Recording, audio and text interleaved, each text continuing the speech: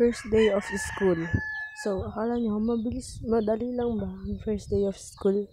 Akala nyo lang yan. Kasi para sa akin, hindi. Alam nyo yun? Salitang hindi.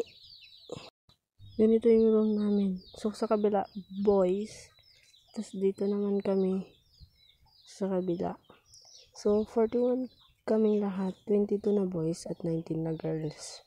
Sa dami naming lahat at sa dami ng boys, syempre, ang iingay namin, lalo na kapag walang teacher. Ito yun yung gustong-gusto namin. Charot lang.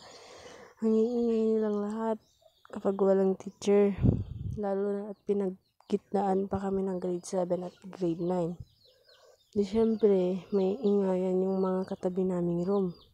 Kasi ang iingay namin.